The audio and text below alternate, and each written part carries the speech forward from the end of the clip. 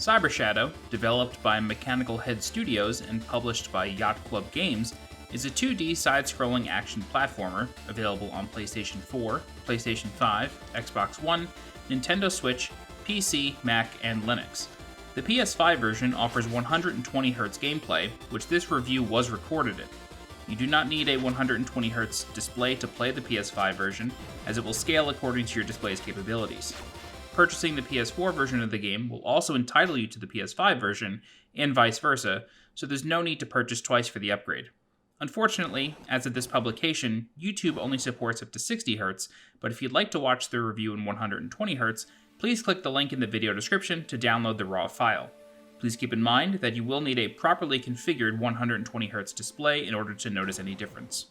The story of Cyber Shadow follows a cybernetic ninja named Shadow, who suffered grievous wounds from a near-fatal explosion prior to the events of the game. Released from a restorative stasis tank by a robot named Legion, Shadow is told that a lot has happened since the explosion and that their clan's master is in dire straits. It's up to Shadow to rescue the master and piece together the story of this post-apocalyptic future, all while slicing and dicing his way through each area of Mecha City. Cyber Shadow is presented in a retro 8-bit art style that renders enemies, backgrounds, and environmental obstacles in vivid detail. Oftentimes with retro-style games, I have a really hard time deciphering my own character from the environments or determining what's friendly or hostile. That's never an issue in Cyber Shadow. The outlines around each enemy, platform, and Shadow himself make for a clear visual language. What I will say, however, is that since most of the game is spent in the interiors of factories or underneath the ruins of Mecha City, the environments of each stage all tend to blend together. They do have their defining color palettes and enemies, but I never got a sense that I was truly progressing through the city and getting any closer to my goal of rescuing the master until the final level. I think if the adventure kept Shadow outside for longer periods of time, I would feel differently, but there are only so many factories you can cut through before you start to forget where you are. Keeping in line with other action platformers, each environment is a playground for Shadow and his abilities.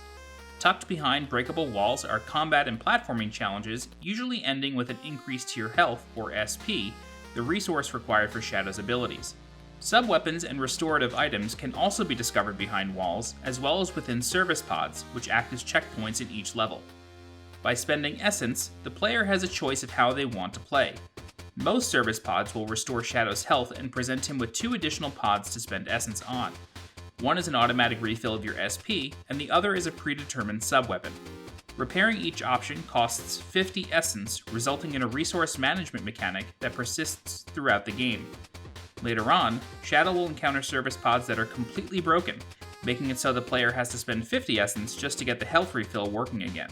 Combat in Cyber Shadow is fairly basic. Most enemies will die in 1 or 2 hits, and the more infrequent, stronger enemies will take a bit of work to dispatch. Shadow's primary weapon is his katana, which is used to kill enemies at close range.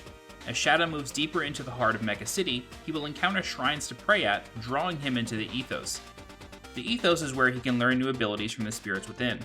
Abilities include many staples of the genre, such as throwing shurikens, air dashing, wall sliding and subsequent wall jumping, charge strikes, a parry, and more.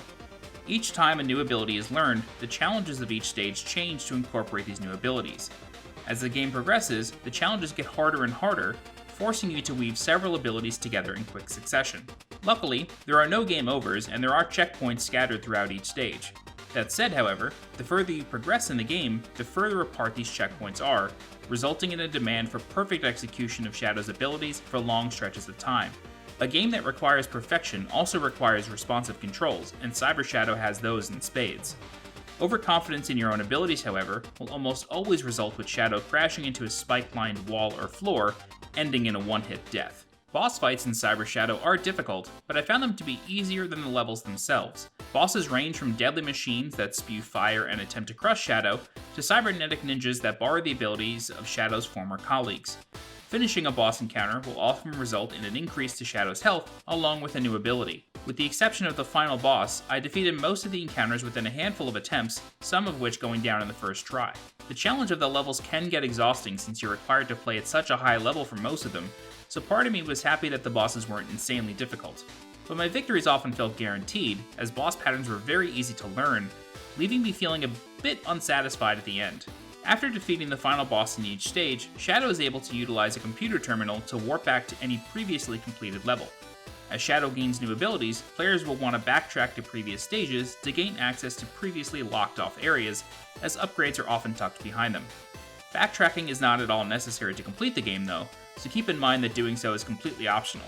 Beware, however, as some of these optional challenges are absolutely brutal and will take you a while to overcome. The game's soundtrack is excellent, with many standout tracks. As you might expect, Cyber Shadow's music is all chiptune, but amped up with solid bass lines and progressive melodies.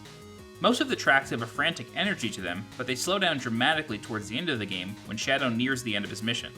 I do wish that the songs were longer, as they loop after only a couple minutes, but that's somewhat in line with games that Cyber Shadow takes inspiration from.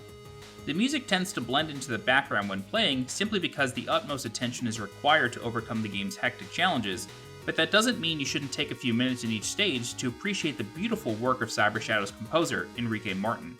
In the end, Cyber Shadow is a very enjoyable game. The story is rife with intrigue and mystery, providing plenty of motivation for Shadow to keep pressing on in his adventure. The environments could have used a bit more variety and distinguishing factors to help flesh out the world of Mecha City, but ultimately, it's the high-energy gameplay and tight controls that prevail. I often found myself on the razor's edge between success and failure, where one false move meant starting all over again. If you're looking for a challenging action platformer, or even just a game to try out 120Hz gaming with on your PlayStation 5, Cyber Shadow is the game for you. Available on PlayStation 4, PlayStation 5, Xbox One, Nintendo Switch, PC, Mac, and Linux, Cyber Shadow releases worldwide on January 26th.